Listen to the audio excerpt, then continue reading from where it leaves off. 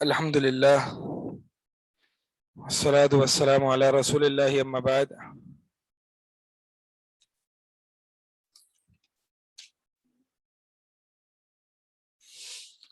Last ہم نے باب پڑھا تھا کہ نیک لوگوں کے بارے میں غلو والا رویہ اختیار کرنا، نیک لوگوں کے بارے میں غلو والا رویہ اختیار کرنا یہ اصل بنیاد ہے کفر اور شرک کی. یعنی جب انسان حد سے زیادہ بزرگوں، اولیاء اللہ، انبیاء میں ان کو بڑھاتا ہے تو پھر یہاں سے شرک کے دروازے کھلتے جاتے ہیں. ٹھیک ہے، اور پھر اس پہ بات ہوئی تھی کہ غلو جو ہے وہ ہر چیز میں، فقہی احکام میں بھی جو ہے وہ بری چیز ہے، عقیدے میں بھی غلو بری چیز ہے، ہر چیز میں غلو جو ہے وہ بری چیز ہے.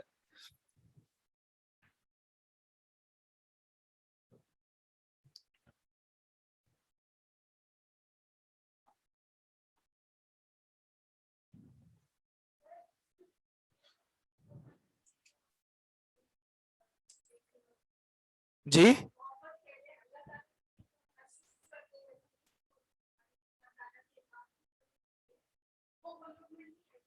نہیں، اللہ سے محبت میں تو غلو کا سوال ہی پیدا نہیں ہوتا.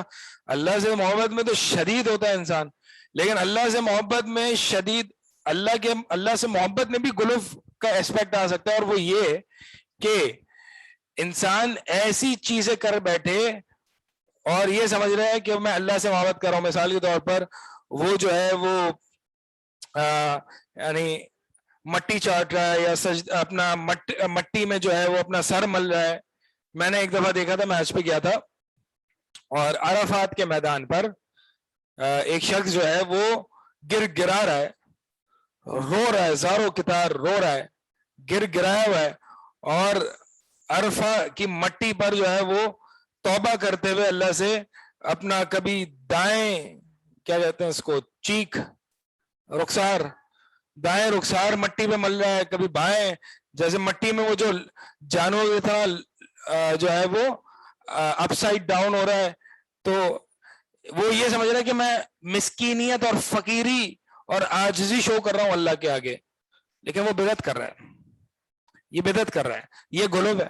ٹھیک ہے، تو ایسے یہ توبہ کرنے کا طریقہ ہے، توبہ کرنے کا طریقہ اس طرح جو ہے وہ جانوروں کی طرح انسان کو حکم نہیں دیا گیا ہے کہ وہ زمین چاٹے یا زمین پر اپنا جو ہے وہ یعنی اب جو ماتم ہوتا ہے یہ حسین سے محبت میں غلو ہے نا. ٹھیک ہے، اب انسان مثال کے طور پر توبہ کر رہا ہے اور انسان نے گناہ کر لیا اور وہ اللہ سے شدید محبت کرتا ہے، وہ کیا کرتا ہے، اب میں نے چونکہ گناہ کر لیا، اب میں اللہ سے اتنی محبت کرتا ہوں لہٰذا میں اپنی رگ کاٹ دوں گا اور میں شہید ہو جاؤں گا. ٹھیک ہے، تو کیا ہوگا، یہ غلو ہے، اللہ سے محبت میں غلو ہے. ٹھیک ہے، ایسے ایک شخص جو تھا اس نے مدینے میں جو ہے وہ سوسائڈ کیا تھا، پتہ نہیں کسی بلڈنگ سے چھلانگ لگا لی، آج سے 1 سال پہلے پتہ نہیں. تو وہ کیا کیا، اس نے غلو کیا. یہ کون سا طریقہ ہے محبت کا؟ ٹھیک ہے، آپ مثال کے طور پر آپ اپنی ماں سے محبت کرتے ہیں تو کیا آپ اپنی رگیں کاٹنا شروع ہو جائیں گے اپنی ماں کے لیے؟ یہ تو لیلا مجنون کا قصہ ہوتا ہے، یہ آپ اللہ اور اس کے رسول پر کیوں فٹ کر رہے ہیں؟ لیلا مجنون کا قصہ بھی بہرحال یہ فضول سا ہے. تو مقصد یہ ہے کہ یہ محبت میں غلو ہے. ہاں، یہ بہت اچھا پوائنٹ، ایک سیکنڈ، بہت اچھا پوائنٹ ریز کیا ہے انہوں نے کہ یہ صوفیزم بھی ایسے ہی. جی ہاں، صوفیزم جو ہے وہ اللہ سے محبت میں غلو پر ہی کھڑا ہوا ہے. اللہ سے محبت میں غلو، یہ اگر صوفیزم کا اگر آپ سنونم یہ ایک دوسری تعریف کرنا چاہیں تو بالکل اختصار کے ساتھ یہی ہے کہ اللہ سے محبت میں غلو. اور شرک، شرک جو قبر پرستی وغیرہ ہے، یہ اولیاء اللہ اور انبیاء سے محبت میں گلو.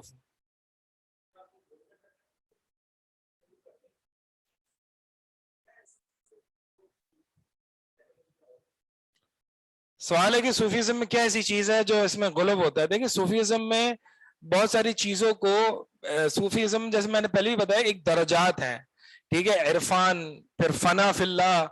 اب یہ کیا ہے، یہ کہتے ہیں کہ سب سے پہلا جو ہے وہ درجہ تعارف کا ہے، اللہ کا تعارف حاصل کیا جائے، پھر انسان ایسا ایسا بڑھتا ہے اور وہ عرفان کے درجے پہ پہنچتا ہے. عرفان کے درجے یعنی وہ عرفان کا درجہ وہ ہوتا ہے ان کے نزدیک کہ اب اس کا ذہن اور اس کا دل کامل اللہ پر ہوتا ہے اور اس کو نہیں پتا ہوتا کہ ارد گرد میرے کیا ہو رہا ہے، ناپاکی لگ رہی ہے لگنے دو. یعنی وہ کہتے ہیں میں اللہ سے محبت میں اتنا غرق ہو گیا ہوں کہ میرے آس پاس بچے گر رہے ہیں، دفاؤ، بیوی مر رہی ہے، جاؤ، ٹھیک ہے، کچھ بھی، یعنی اس کو اب وہ ایک سینس آف فیلنگ نہیں رہتی دنیا کی. اب یہ عرفان کا درجہ. ایک پھر اس کے اوپر درجہ آتا ہے فنا فی اللہ، اب وہ اللہ میں فنا ہو گیا. اور پھر وہ کہتا ہے، پھر وہ وحدت الوجود کا عقیدہ آتا ہے، اور وہ یہ کہتا ہے جیسے کہ ابن عربی جو کہ ارطغرل کی سیریز میں آتا ہے نا، ابن عربی صوفی کا جو ہے وہ وحدت الوجود کا عقیدہ رکھنے والا، وہ یہ کہتا ہے کہ فرعون درحق اس کا دعویٰ صحیح تھا کیونکہ وہ اللہ تھا، ہر چیز اللہ ہے. اب اس کو فنا فی اللہ میں ہر چیز میں اللہ دکھائی دیتا ہے، ہر چیز میں وہ اللہ دیکھتا ہے. اب وہ کیا ہے، یعنی یہ جب توجہ اس نے اپنی عرفان کے درجے پر اتنی رکھی، اب وہ اس نے کیا کیا، اب فنا فی اللہ، اب وہ اللہ میں فنا ہو گیا. نعوذ باللہ من ذالک، سبحان اللہ عما یشرکون. اب وہ اللہ میں فنا ہو گیا، اب اس کو ہر چیز، بلکہ وہ خود بھی یہ کہتا ہے انا الحق انا الحق. اور پھر اس طرح کے جو اذکار ہے، اس طرح کے اذکار ہوتے ہیں، یہ اسی چیز کی طرف لے جا رہے ہیں کہ اب جو ہے وہ اور وہ بس میرا کامل فوکس پر ہے، ہوا، ٹھیک ہے. تو لا الہ الا اللہ سے آپ نے دیکھا ہوگا یہ جو ذکر کرتے ہیں صوفیزم میں، لا الہ الا اللہ سے پھر الا اللہ پر آ جاتے ہیں، پھر الا اللہ سے اللہ پر آ جاتے ہیں، اللہ سے ہو پر آ جاتے ہیں، سے جو ہے وہ پھر صرف دل کی ضربوں پر آ جاتے ہیں. ٹھیک ہے، میں ایکسٹنگ کر کے نہیں بتا سکتا کیونکہ بہت فنی ہے. ٹھیک ہے، مقصد یہ ہے کہ اب یہ سٹیجز ہیں ان کے، جیسے ذکر میں یہ سٹیج کی طرف ارتقاء کرتے ہیں اور سیڑھیاں چڑھتے ہیں، اسی طرح ان کے عقائد میں اور درجات میں ارتقاء ہوتا ہے. اور پھر آخری درجہ یہ ہوتا ہے کہ اللہ وہ اور وہ اللہ، نعوذ باللہ من ذالک. ہاں، تو یہ صوفیزم ہے، یہ اللہ کی محبت ہے. چلیں اب جو ہے ہم انشاءاللہ آگے چلتے ہیں.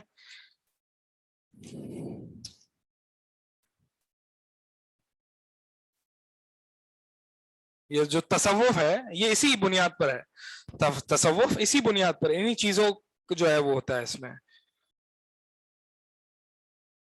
صحیح تصوف کیا ہے، اگر آپ پوچھیں صحیح تصوف کیا ہے، تو انشاءاللہ آپ جو ہے وہ سنڈے کی ورکشاپ اٹینڈ کریں. اس سنڈے انشاءاللہ 19 کو آ رہی ہے بروج میں ہی، اس میں ہم آپ کو صحیح تصوف سکھائیں گے، صحیح تصوف کیا ہوتا ہے.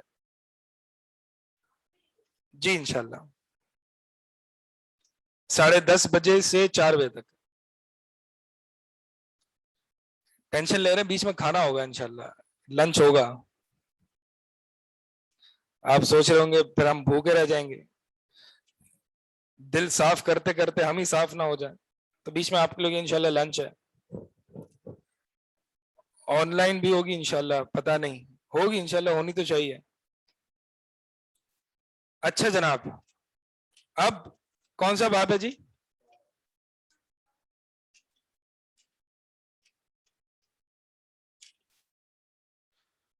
باب ما جاء فی الغلیظ فی من عبد اللہ عند قبر رجل صالح فکیف اذا عبدہ.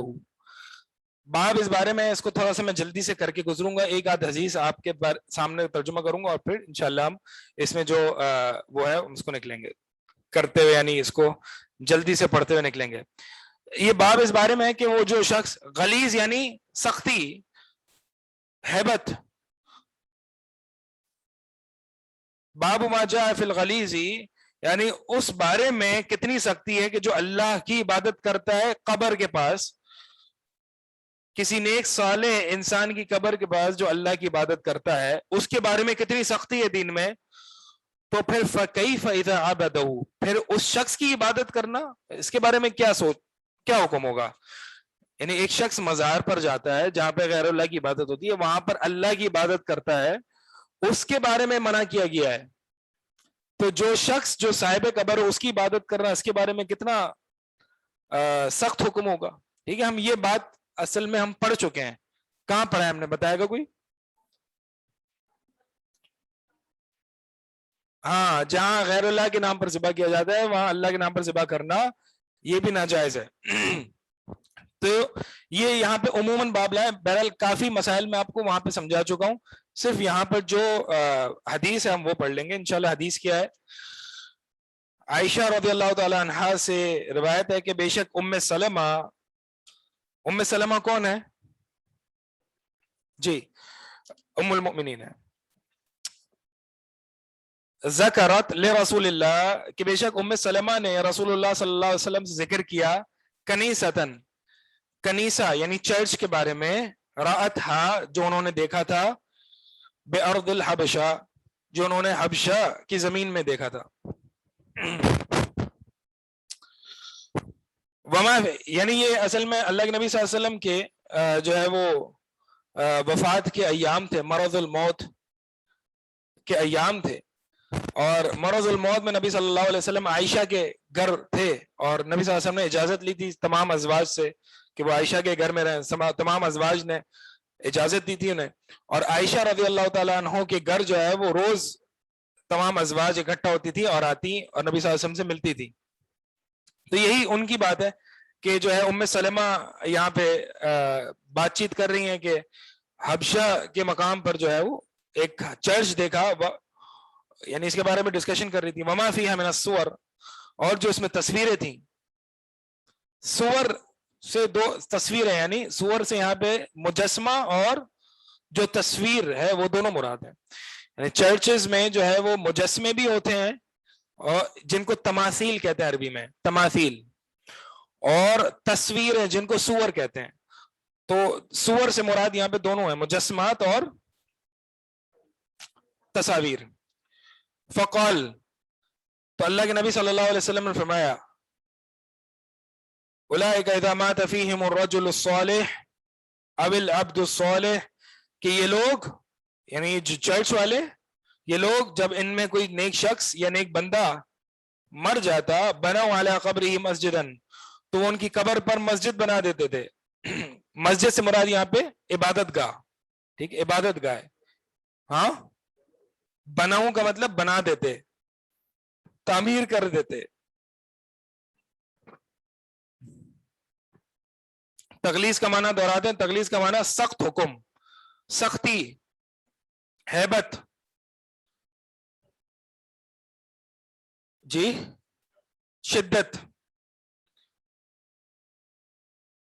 بنا والا، تو ان میں سے کوئی اگر کوئی شخص کوئی مر جاتا ہے نیک بندہ، یعنی نبی صلی اللہ علیہ وسلم مرض الموت میں تکلیف میں مبتلا ہیں، جب دیکھا کہ یہ بات کر رہی ہیں ام المؤمنین، تو آخری نصیحت ہے دیکھیں ان میں سے نبی صلی اللہ علیہ وسلم کی کیا تھی کہ ان میں سے اگر کوئی نیک شخص مر جاتا تو ان کی قبر پر عبادت گاہ بنا دیتے. مسجد جو ہے وہ مفعل کا صیغہ ہے.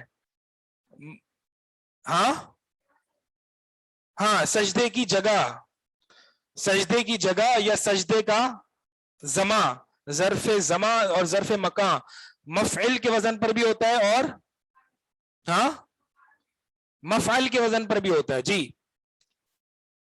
تو مسجد یعنی سجدے کی جگہ یعنی عبادت گاہ. تو ان میں سے اگر کوئی شخص مر جاتا تو اس کی قبر پر جو ہے وہ مسجد بنا دیتے. وَصَوَّرُوا فِيهِ تِلْكَ الصُّوَرَ، اور اس میں وہ جو ہے وہ اس طرح کی یہی تصاویر یعنی مجسمات اور تصویریں بناتے. اولئک شرار الخلق عند اللہ، یہ بدترین مخلوق ہے اللہ کے ہاں. اچھا، ابتدا یہیں سے ہوتی ہے کہ جب ان میں سے کوئی مر جاتا تو ان کی تصویریں لٹکا دیتے، تصویریں لٹکا دیتے. ابھی عبادت نہیں کرتے، تصویریں لٹکاتے کہ یہ نیک لوگ تھے, ہماری میموری میں ہمیشہ رہیں گے, ہماری میموری میں ہمیشہ رہیں گے, تو پھر کیا ہوگا؟ ہم جب غافل ہوں گے اور جب ہم یہاں پہ آئیں گے تو ہم ان کی شکل کو دیکھیں گے یا ان کے مجسمے کو دیکھیں گے تو ہم عبادت میں موٹیویٹ ہوں گے, عبادت میں رغبت ملے گی. جب یہ جنریشن گزر جاتی تو اگلی جنریشن آتی اور یہ کہتی کہ ان میں کچھ تو خاص بات تھی, لہذا اب موٹیویشن سے مقصد ہٹ کے جو ہے وہ ان کی عبادت اور ان کے وسیلہ یعنی یہ ساری چیزیں شروع ہو گئی تھی. اسی اسٹیج پر آ جاتا تو یہ تو بدترین مخلوق ہے, عقیدت کے طور پہ بھی یہ حرام ہے, حرام ہے.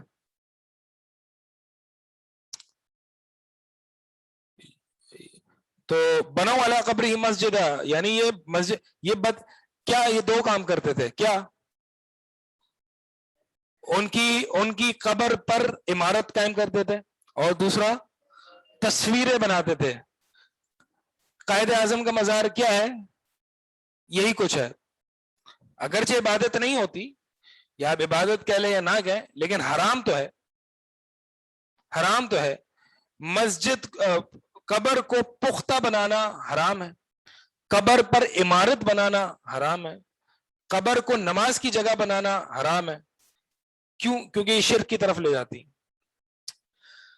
سورہ کہف کی آیت ہے لَنَتَّخِذَنَّ عَلَيْهِمْ مَسْجِدًا, جو اصحاب کہف ہیں.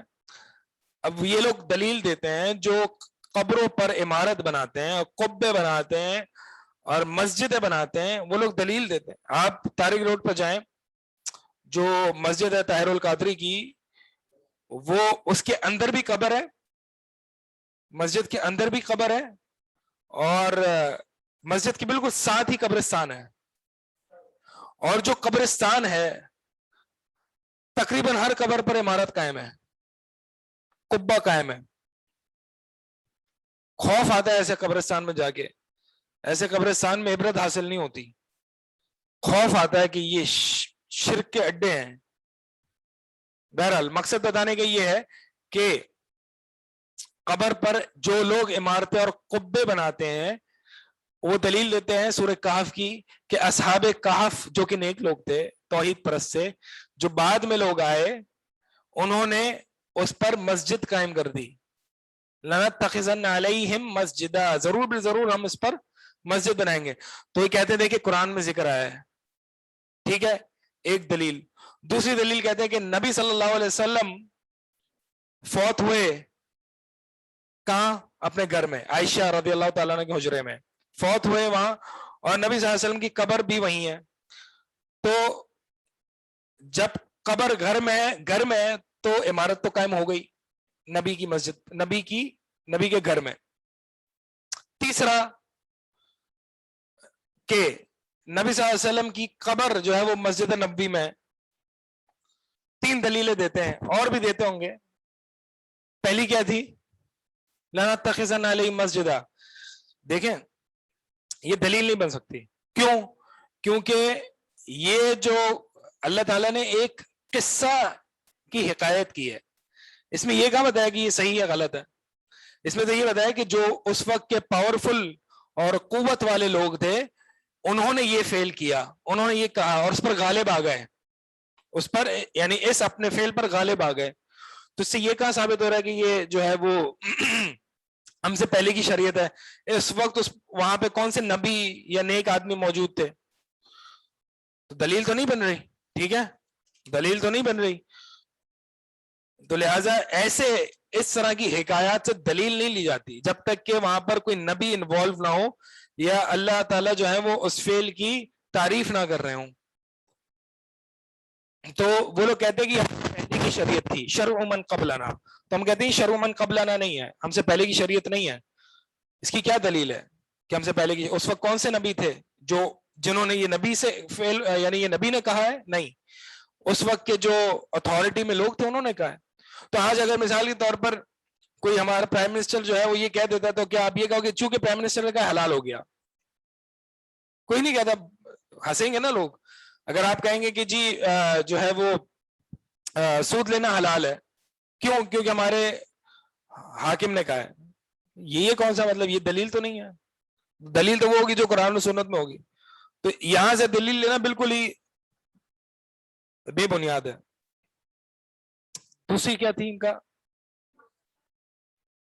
آپ صلی اللہ علیہ وسلم, ہاں اللہ کے نبی صلی اللہ علیہ وسلم منع فرمایا نا کہ وہاں مسجد یعنی قبر کے پاس مسجد نہیں لی جا سکتی. اللہ کے نبی صلی اللہ علیہ وسلم نے ایک اور حدیث میں فرمایا ہے کہ پوری زمین میرے لیے مسجد بنا دی گئی ہے سوائے حمام اور قبر کے.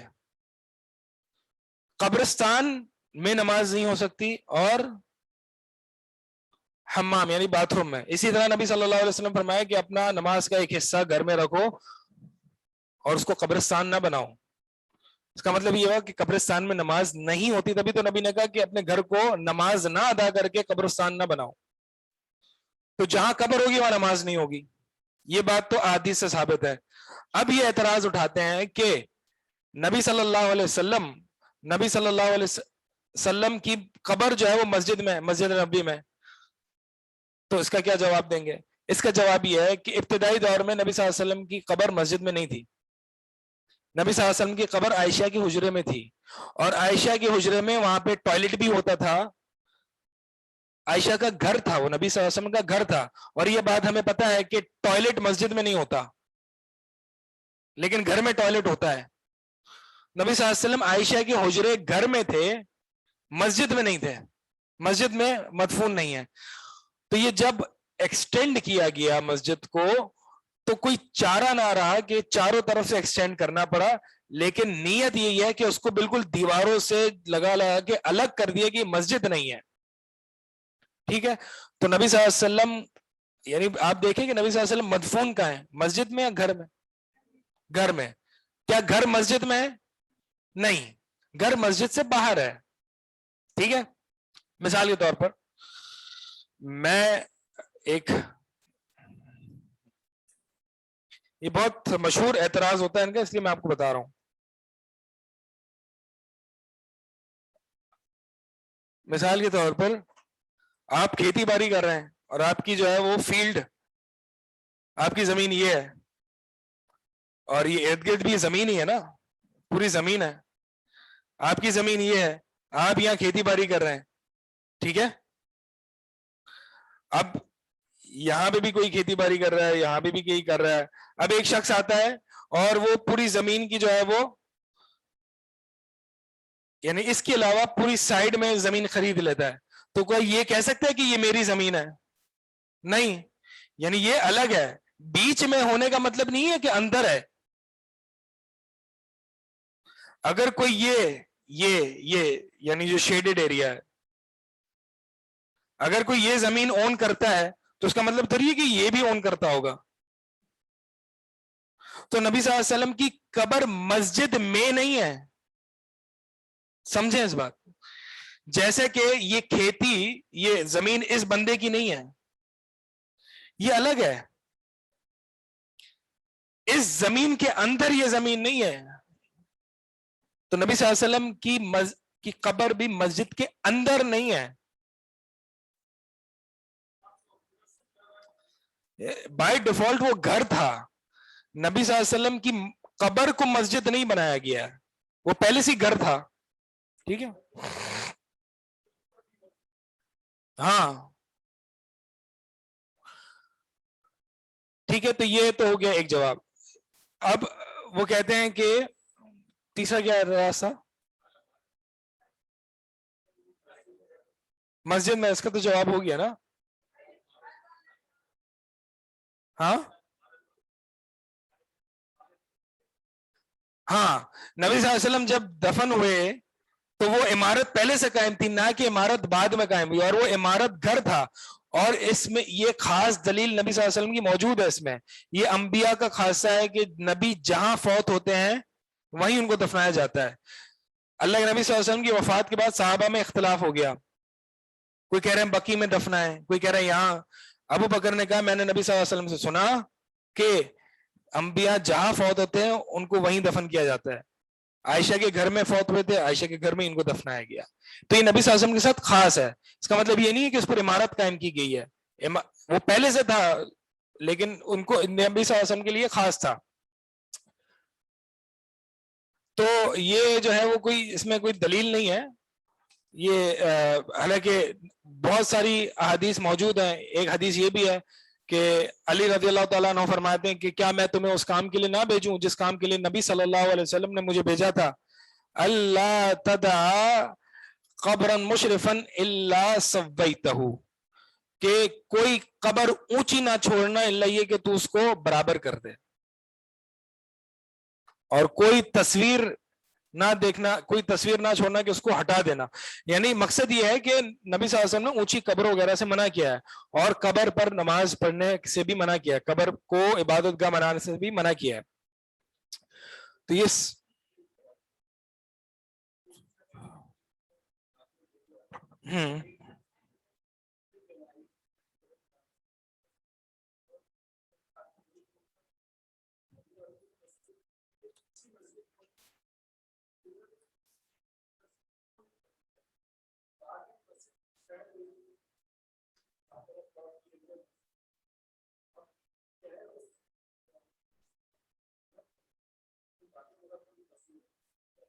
نہیں ایسے نہیں، باقی مسلمانوں کا حکم یہ ان کو اپنے قبرستان میں ہی دفنایا جائے.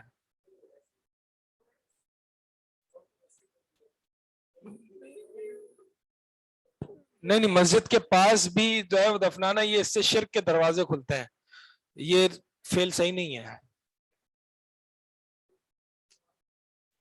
اس مسجد میں نماز پڑھنا جو قبر کے آس پاس ہے وہاں پہ نماز پڑھنا صحیح نہیں ہے.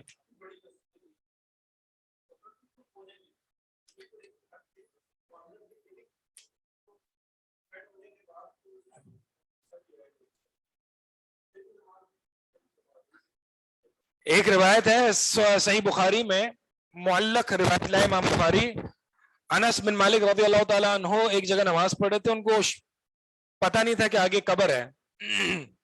عمر رضی اللہ تعالیٰ عنہ دور تھے اور کہہ رہے القبر القبر دور سے چلاتے ہوئے.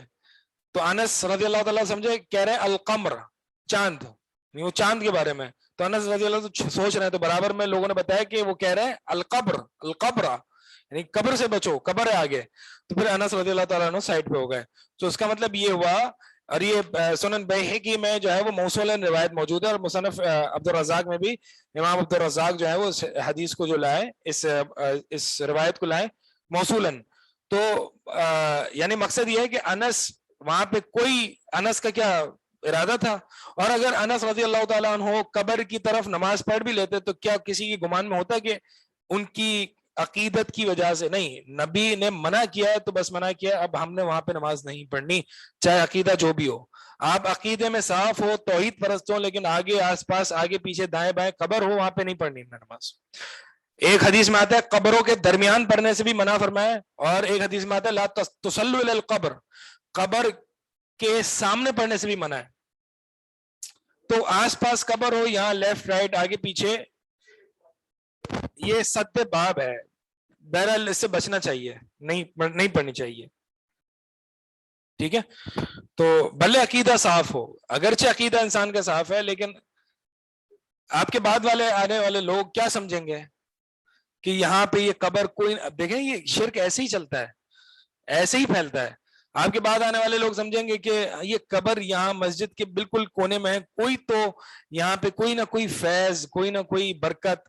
آپ نہیں سمجھیں گے، دوسرے لوگ سمجھ سکتے ہیں. شرک کا سد باب کیا ہے شریعت نے، دروازہ روکا، بند کر دیا ہے ہر طرف سے.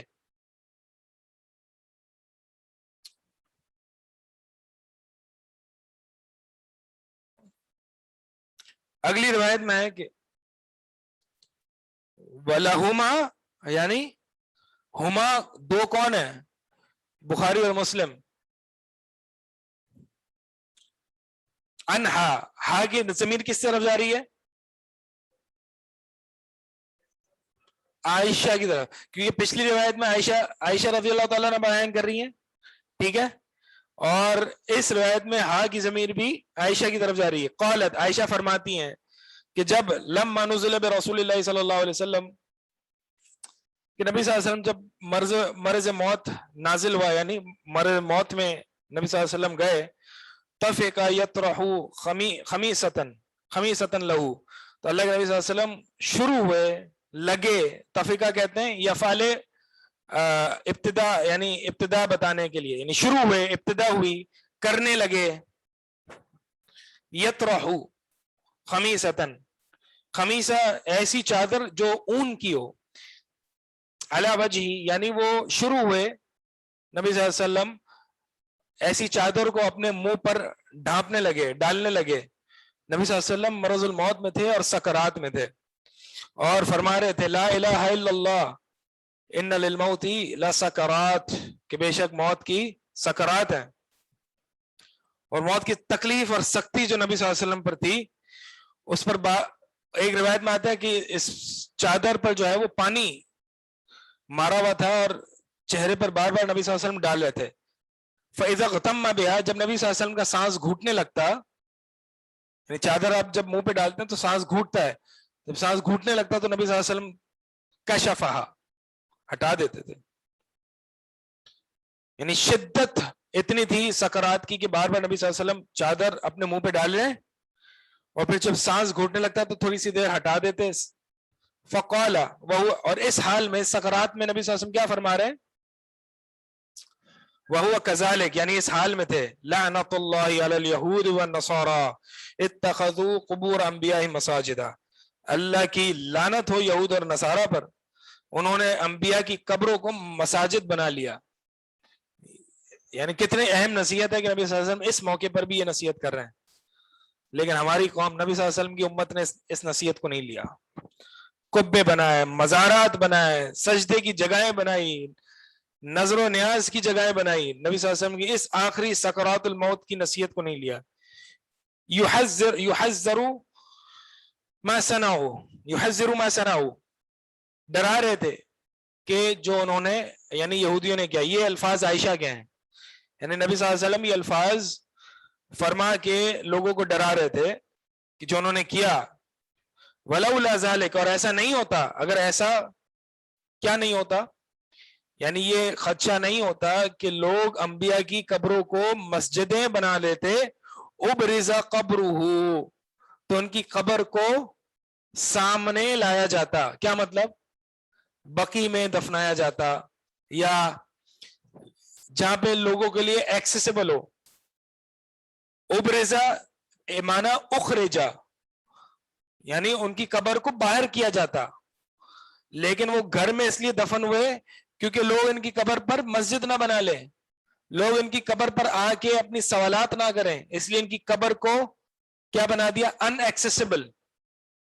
ابرزا کا معنی بہت سے لوگوں نے رفع کیا ہے, رفع معنی صحیح نہیں ہے, عربی کی غلطی ہے. رفع کا معنی کیا ہوتا ہے, اگر ایسا ڈر نہ ہوتا تو اللہ کے نبی صلی اللہ علیہ وسلم کی قبر کو اونچا کیا جاتا, یہ معنی نہیں ہے. ابرزا کا معنی ہے اخرجا, کہ اللہ کے نبی صلی اللہ علیہ وسلم کو قبر کو نکالا جاتا باہر. کیا مطلب نکالا جاتا, یعنی عام قبرستان میں, جیسے کہ جہاں صحابہ مدفون ہے بقی وغیرہ میں, عام قبرستان میں, یعنی ایکسیسیبل جگہ جہاں لوگ آسانی سے پہنچ سکتے ہو, وہاں نبی صلی اللہ علیہ وسلم کی قبر ہوتی. اگر ایسا نہ ہوتا, اگر عمارت قائم کرنے کا اور مسجد بنانے کا ڈر نہ ہوتا, تو اس لیے نبی صلی اللہ علیہ وسلم کی قبر کو ان ایکسیسیبل رکھا گیا ہے. کیوں, کیونکہ وہ عائشہ کا گھر تھا, ہر کوئی عائشہ کے گھر میں تھوڑی نہ داخل ہو سکتا ہے, صحابہ بھی نہیں ہو سکتے تھے. ٹھیک ہے,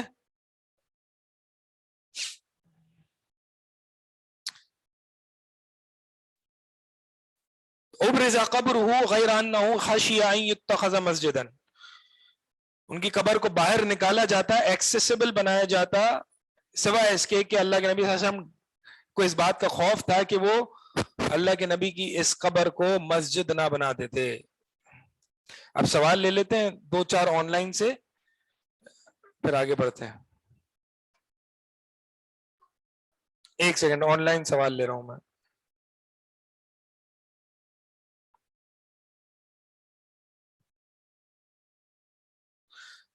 سوال یہ ہے کہ ہم نے پڑھا ہے کہ نبی صلی اللہ علیہ وسلم نے قبر پر نماز جنازہ پڑھایا ہے. جی ہاں, بالکل ایسا ہے. تو نماز جنازہ جو ہے وہ وہاں پہ سجدہ, رکوع, قیام وغیرہ تو نہیں ہوتا. ٹھیک ہے, تو وہاں پہ جو ہے وہ اس طرح جو ہے وہ مسجد نہیں ہے نا. وہ مسجد کون سی ہوتی ہے؟ جہاں پہ پراپر نماز سجدے کے ساتھ مسجد. اسی لیے میں نے آپ کو بتایا مسجد کیا ہے؟ اسم ظرف ہے. اسم ظرف ہے جہاں سجدہ ہوتا ہو. اب نماز جنازہ کہیں بھی ہو سکتی ہے قبرستان میں, کیونکہ وہ اس کے لیے مسجد کا ہونا شرط نہیں ہے, کیونکہ مسجد تو اس کے لیے شرط ہے جہاں پر سجدہ ہوتا ہو. تو عبادت کی جگہ نہیں. اچھا سوال ہے, ویسے اچھا سوال ہے جی. ہاں, اور وہاں پہ صلاۃ جنازہ جو پڑھایا جا رہا ہے وہ اس کے لیے جو مسکین ہے بیچارہ, جس کو ضرورت ہے, اس کے لیے دعا مانگی جا رہی ہے, نہ کہ اس سے مانگی جا رہی ہے. ٹھیک ہے, تو شرک کا جو ہے وہ یہاں پہ تصور نہیں آ سکتا.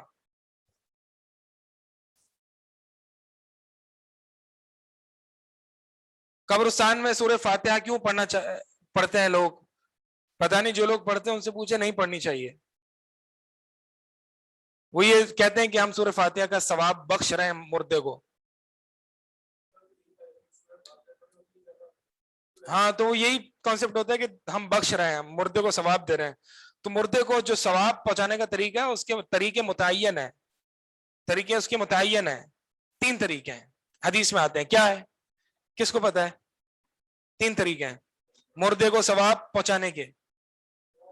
یعنی مردے کے, اللہ کے نبی صلی اللہ علیہ وسلم نے فرمایا کہ جو شخص فوت ہو جاتا ہے اس کے اعمال منقطع ہو جاتے ہیں الا ثلاثہ, 3 چیزوں کے. نیک اولاد جو اس کے لیے دعائیں کرتی ہے, جو اس کے لیے دعائیں کرتی ہے, اس کے بہاف پہ نمازیں پڑھتی ہے, سورہ فاتحہ پڑھتی ہے, ایسی بات نہیں ہے. نیک اولاد جو کہ اس کے لیے دعائیں کرتی ہے. ٹھیک ہے, یہ حدیث میں الفاظ ہیں. دوسرا صدقہ جاریہ, جو وہ خود کر کے گیا ہے, وہ اپنا ہی کھیتی بو کے گیا ہے اور اس کو اس کا رزلٹ مل رہا ہے. تیسرا علم جو اسے سکھایا, یہ بھی اس کی اپنی محنت ہے, اور جو اولاد ہے وہ بھی اس کی اپنی ہی محنت ہے. تو اصل میں اس کی اپنی ہی محنت ہے. ٹھیک ہے, تو بریانیاں بانٹ کے جو ہے وہ بخشایا نہیں جا رہا, ورنہ امیرے جو ہے وہ بخشائے جاتے اور غریب بیچارے مارے جاتے.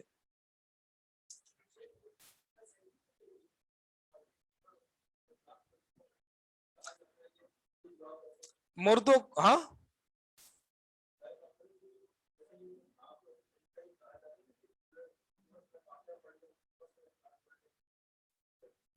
سورہ فاتحہ دعا ہے.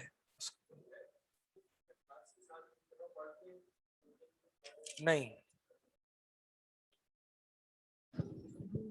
سر, ایک سیکنڈ, آن لائن کا 1-2 کوشچن اور لے لوں.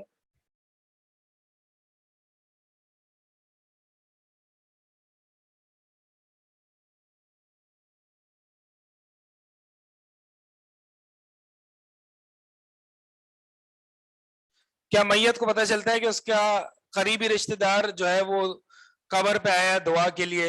نہیں, اس کو نہیں پتہ چلتا.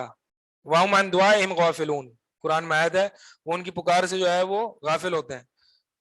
اِنَّكَ لَا تُسْمِعُ الْمَوْتَىٰ, آپ مردوں کو نہیں سنا سکتے, مردے غافل ہوتے ہیں سوائے اس کے کہ جو اللہ تعالیٰ سنا دے. اللہ تعالیٰ جو سناتا ہے وہ رشتہ دار جب قبر میں بندے کو دفنا کے جاتے ہیں تو اللہ تعالیٰ ان کو ان کے فٹ سٹیپس سنوا دیتا ہے. یہ حدیث میں, تو جو سنواتا ہے وہ حدیث میں موجود ہے, اور جو ہمیں ذکر نہیں کیا ہے تو اصل بات یہی ہے کہ مردے نہیں سنتے.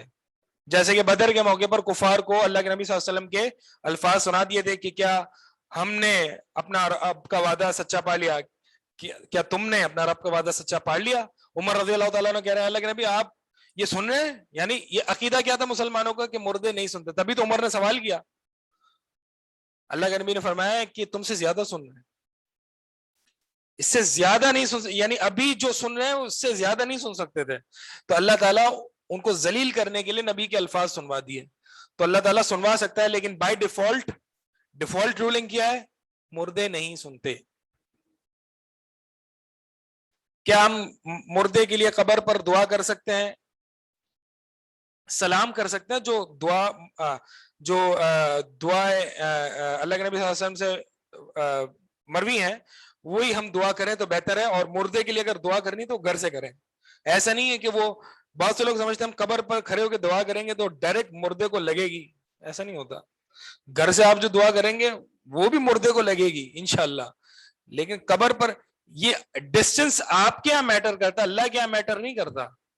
نبی صلی اللہ علیہ وسلم کیا فرمایا, لا تجعلوا قبری وثنن, اللہم لا تجعل قبری وثنن یعبد, اللہ میری قبر کو بت نہ بنانا جس کی عبادت کی جائے. ایک اور حدیث میں آتا ہے کہ لا تجعلوا قبری عیدن, میری قبر کو عید نہ بنانا, یعنی بار بار آنے کی جگہ. تم جہاں کہیں سے بھی ہو درود بھیج دو, مجھ تک پہنچ جائے گا. تو آپ یہ سمجھے کہ نہیں میں وہاں جا کے نبی کی قبر پر جا کے درود بھیجوں گا تو ڈسٹنس کم ہو جائے گا اور برکتیں زیادہ ہوں گی. ڈسٹنس آپ کے یہاں میٹر کرتا ہے, اللہ کے یہاں ڈسٹنس میٹر نہیں کرتا.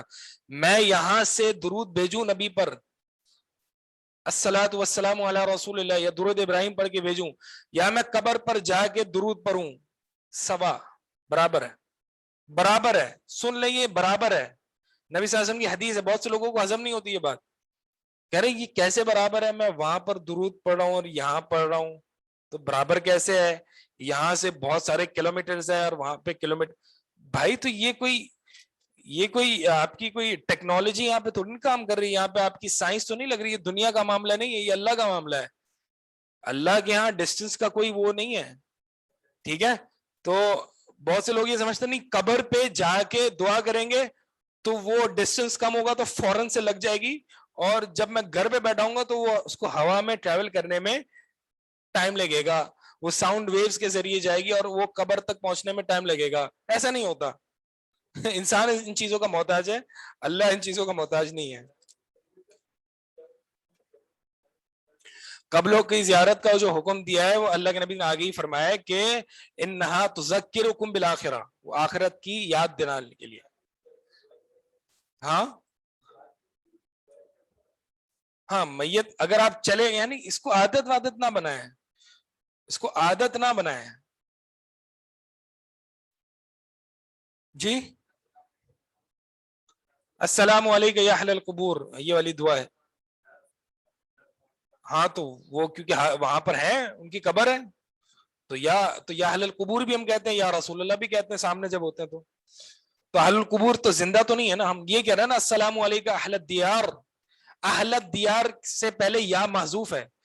جب حرف ندا محذوف ہوتا ہے, یعنی حرف ندا جو ہے کبھی کبھار محذوف ہوتا ہے, السلام علیکم یا اہل الدیار نہیں, السلام علیکم بعض روایت میں السلام علیکم اہل الدیار, اہل الدیار. ابھی اہل پر جو منصوب آ رہا ہے, یہ فتح آ رہا ہے, یہ اس بات کی دلیل ہے کہ یہاں پہ حرف ندا محذوف ہے. تو اگر ہم اس کو سامنے مخاطب ہو کے تو عام قبروں پر بھی پکار رہے ہیں نا, تو اس کا مطلب یہ تو نہیں ہے کوئی زندہ ہو گیا ہمیں جواب دے رہا ہے.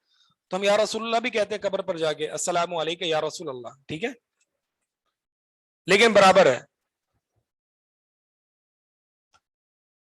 بہت سارے سوالات آنے لگ گئے. جی آپ کا کیا سوال ہے؟ ایک سیکنڈ, خواتین کا کچھ سوال تھا.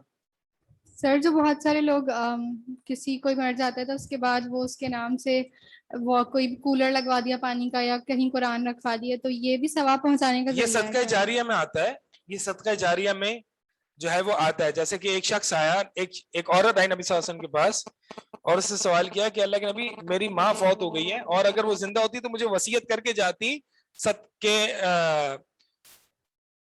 یعنی وہ مجھے وصیت کر کے جاتی چیریٹی کی, لیکن وہ اچانک فوت ہو گئی تو وہ وصیت نہیں کر سکتی, تو میں کیا ان کے بہاف پر خرچ کر لوں؟ تو نبی صلی اللہ علیہ وسلم نے فرمایا ہاں. تو یہاں پہ اگر آپ کو لگتا ہے, یہاں پہ آپ کو لگتا ہے کہ جو میت ہے وہ اس کی یہی صورتحال ہے, ٹھیک ہے, تو اس کے بہاف پہ صدقہ, یعنی اس کے بہاف پہ ایک چیریٹی دی جا سکتی ہے. لیکن یہ جو ہمارے ہاں جو ہوتا ہے وہ شوشہ ہوتا ہے کہ کولر لگوا دیا یا سڑک بنوا دی یا سڑک کھدوا دی اور وہاں پہ جو ہے مونیومنٹ کھڑا کر دیا کہ ان دا میموری آف لیٹ فلاں اینڈ فلاں. تو یہ جو ہے وہ دکھاوا ہے سارا, یہ کیا ہے, یہ سب فضول ہے. ہاں اگر واقعی آپ کو لگتا ہے کہ میری ماں نیک تھی, میری ماں نیک تھی اور وہ عموماً خرچہ کیا, یعنی عموماً صدقہ دیا کرتی تھی ہر مہینے, اور اگر وہ اپنے ہوش و حواس میں ہوتی تو واقعی مجھے وصیت کرتی کہ یہ میرے پیسے ہیں, وصیت 1/3 میکسیمم ہو سکتی ہے نا, تو میرے پیسوں میں جو ہے وہ یہ وصیت, تو یہ جو ہے وہ اس طرح کی وصیت لینا, اور یعنی اگر ہر بندہ اپنے والدین کی سچویشن سے خوب واقف ہے. لیکن اس کو لوگ جو ہے وہ اس کے نام پر بریانی تقسیم کر رہے ہیں, اس کے نام پر روڈ بنا رہے ہیں, اس کے نام پر جو ہے وہ بہت ساری چیزیں کر رہے ہیں. تو یہ صحیح نہیں ہے, دکھاوا ہے اور کچھ نہیں. بہت اچھا سوال ہے. عائشہ رضی اللہ تعالیٰ عنہ اپنے گھر میں نماز پڑھتی تھی اور اللہ کے نبی صلی اللہ علیہ وسلم کی قبر ان کے گھر میں موجود تھی. تو اللہ کے نبی صلی اللہ علیہ وسلم کی قبر ان کے گھر میں موجود تھی, اور آپ نے بتایا کہ قبر جہاں ہو وہاں نماز نہیں ہو سکتی. دیکھیں میں آپ کو وہی بتا رہا ہوں کہ نبی صلی اللہ علیہ وسلم کا خاصہ تھا کہ جہاں وہ فوت ہوتے تھے وہیں وہ مدفون ہو جاتے تھے. اور عائشہ, اللہ کے نبی صلی اللہ علیہ وسلم کی وفات کے بعد ایک بیریئر, ایک دیوار جیسا جو ہے وہ قائم ہو گیا تھا نبی صلی اللہ علیہ وسلم کی قبر کے درمیان اور عائشہ کے حجرے میں. تو جب ایک بیریئر آ گیا, ٹھیک ہے, اب یہ آج جیسا زمانہ ہے ویسا نہیں تھا کہ مثال کے طور پر اس کا پورا ایک جو ہے وہ روم الگ کر دیا جائے, یعنی اس کی سیپریشن کے لیے اور سیگریگیشن کے لیے کہ اس کا پورا روم الگ کر دیا جائے, لاک کر دیا جائے تاکہ یہ تصور نہ ہو کہ یہ الگ حصہ ہو گیا. نہیں, وہ ایک عام سا ایک بیریئر قائم کر دیا جاتا تھا. اور یہ آج کے زمانے جیسی سیگریگیشن پرانے زمانے میں نہیں ہوتی, تو یہ ایسے ہی سیگریگیٹ کیا جاتا تھا. ٹھیک ہے, جیسے کہ عورتیں اس وقت اللہ کے نبی, عورتیں پیچھے ہوتی تھیں نبی صلی اللہ علیہ وسلم کے زمانے میں, مرد آگے ہوتے تھے. ٹھیک ہے, تو اس وقت یہ جو ہے وہ فیسلٹی میسر نہیں تھی کہ اس کو عورتوں کو بالکل سیگریگیٹ کیا جائے یا الگ رکھا جائے آڈینس میں یا نماز میں. تو بہرحال یہ بیریئر قائم تھا. روایت ملتی ہے اس بارے میں کہ آپ عائشہ رضی اللہ تعالیٰ عنہ نے جو ہے وہ اس کو ایک یعنی ایک بیریئر قائم تھا, عائشہ کا حجرہ الگ ہو گیا تھا اور نبی صلی اللہ علیہ وسلم کی قبر جو ہے وہ حجرے سے الگ ہو گئی تھی. ٹھیک ہے,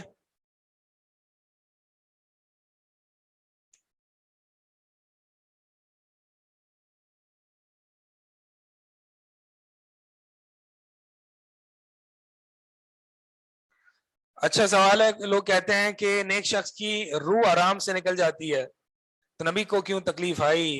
اچھا سوال ہے ماشاءاللہ. کیا جواب ہے اس کا؟ اس کا جواب یہ ہے کہ روح نکلنے میں آسانی ہوتی ہے, سکرات الموت میں آسانی نہیں ہوتی. ان للموت لسکرات, موت کی سکرات سب نے چکنی ہے. اور سکرات سے مومن کے گناہ معاف ہوتے ہیں, ان کی خطائیں معاف ہوتی ہے. خطائیں نہیں ہوتی تو درجات بلند ہوتے ہیں. دنیا میں کوئی تکلیف یا پریشانی آتی ہے مومن کے لیے گناہ معاف یا درجات میں بلندی ہوتی ہے, کافر کے لیے پنشمنٹ ہوتی ہے. تو ایک شخص جو کہ نیک ہوتا ہے اس کی سکرات زیادہ ہوتی ہیں. اللہ کے نبی صلی اللہ علیہ وسلم کو وہ درجہ دینا ہے, وہ مقام ہے, تو اللہ کے نبی صلی اللہ علیہ وسلم کو تکلیف بھی اللہ کے نبی صلی اللہ علیہ وسلم کو بخار بھی ڈبل آتا تھا, بخار کی تکلیف ڈبل ہوتی تھی اللہ کے نبی کی. تو سکرات کی تکلیف تو آپ کی بھی ہوگی, میری بھی ہوگی, نبی کی بھی تھی, اور جو جتنا نیک ہوگا اس کی ہوگی. ہاں, روح قبض کرتے وقت فرشتے جو ہیں, نیک مومن کے بارے میں آتا ہے جیسے کہ آٹے سے بال نکالا, اور ایک حدیث میں آتا ہے کہ مشکیزے سے جیسے کہ اس کا منہ کھولتا ہے پانی نکلتا ہے. روح قبض ہونے میں نرمی ہوتی ہے. اور کافر کی روح کیسے قبض ہوتی ہے؟ کانٹے دار پر جیسے کہ کپڑا رکھا ہوا ہو اور اس کو کھینچا جائے. تو نبی صلی اللہ علیہ وسلم کو سکرات کی تکلیف تھی, روح قبض ہونے کی تکلیف نہیں تھی. ٹھیک ہے,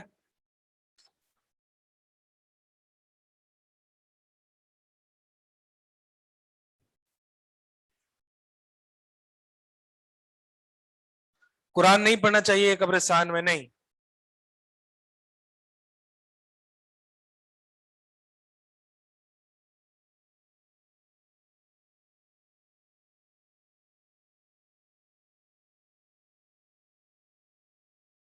یا اہل القبور کہنا صحیح ہے قبرستان سے گزرتے وقت.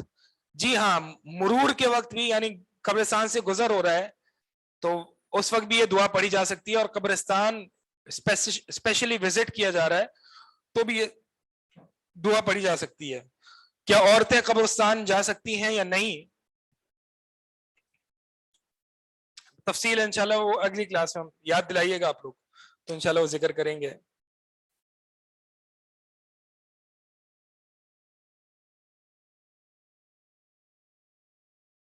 سوال ہے مسجد نبوی میں ابھی بھی تو واش رومز ہیں, کہاں ہیں؟ باہر ہے بھائی, مسجد نبوی میں نہیں ہے. باتھ روم مسجد کے اندر کا حصہ کیسے ہو سکتا ہے؟ وہ الگ ہوتا ہے, یہودو مسجد کی حد سے باہر ہوتا ہے, مسجد کا حصہ نہیں ہوتا. ہاں جی. جو ہے السلام علیکم, یا جو ہے وہ حاضر کے لیے استعمال ہوتا ہے نا, تو حاضر کے لیے استعمال ہوتا ہے چونکہ ان کی خبریں حاضر ہے نا.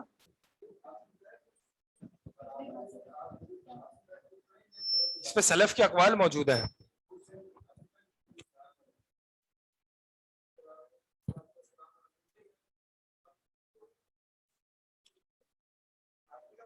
اجر میں برابر ہے, اجر میں برابر ہے.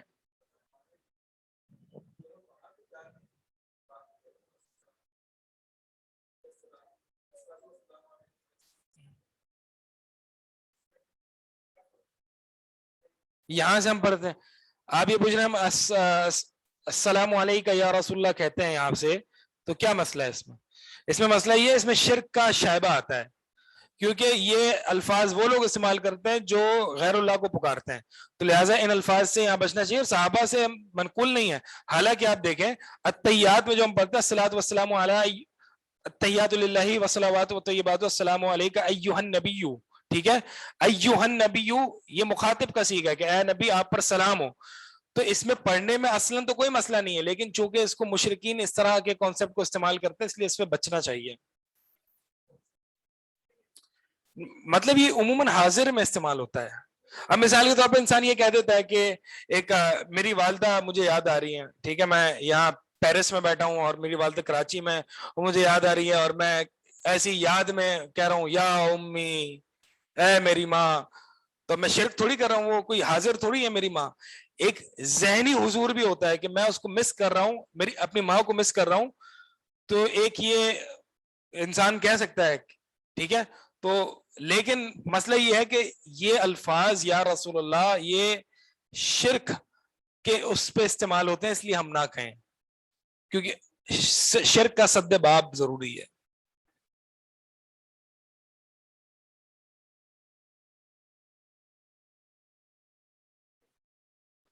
جی آپ لوگ جانا چاہیں جا سکتے ہیں. یہ پتہ نہیں آج کیا ہو گیا, لوگ اچانک اتنا جاگ گئے یا ٹاپک ایسا ہے.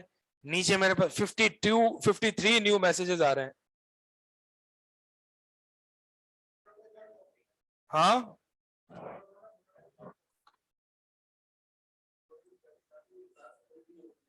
ہاں ہاں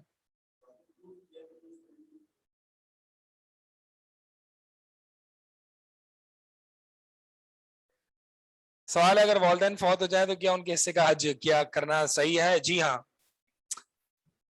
اگر ان سے حج رہ گیا ہے تو ان کے بہاف پہ حج کیا جا سکتا ہے, کیونکہ اس پہ اسپیسیفک دلیل موجود ہے. صدقہ جاریہ بھی وہی کیا جا سکتا ہے جس پہ اسپیسیفک دلیل موجود ہو, ٹھیک ہے. اس پہ اسپیسیفک حج کے موقع پر, روزے میں, زکوٰۃ میں اسپیسیفک دلیل موجود ہے, لیکن مطلقاً اعمال کا ایصال ثواب کرنا یہ صحیح نہیں ہے. اعمال بھی وہ ایصال ثواب کیے جا سکتے ہیں جس کے بارے میں دلیل موجود ہو. حج کے بارے میں ہے, روزے کے بارے میں ہے, زکوٰۃ کے بارے میں ہے, چیریٹی کے بارے میں ہے, سورہ فاتحہ کے بارے میں ہے نہیں, قرآن کے بارے میں ہے نہیں, طواف کے بارے میں ہے نہیں, اور نفل پڑھ کے بخشنے کے بارے میں نہیں. تو ایصال ثواب میں جہاں دلیل موجود ہو, جس اعمال صالحہ کو ہدیہ کرنے کے بارے میں, صرف وہی کیے جا سکتے ہیں, باقی نہیں کیے جا سکتے.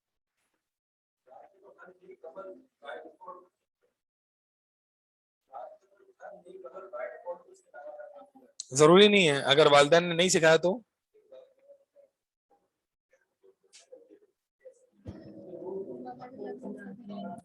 بہت سے لوگ, بہت سے والدین ہوتے ہیں اپنے بچے کی تربیت نہیں کرتے, اس کا بچہ جو ہے بس اللہ کی توفیق سے کہیں نہ کہیں سے دین پہ آ جاتا ہے.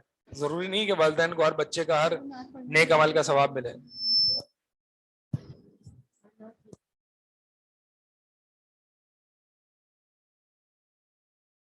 سر سکرات الموت اور روح نکلتے وقت کے درد کا ڈفرنس بتا دیجئے. یہ جب ہم مریں گے تو ہی پتا چلے گا. چلیں, سبحانک اللہم. جی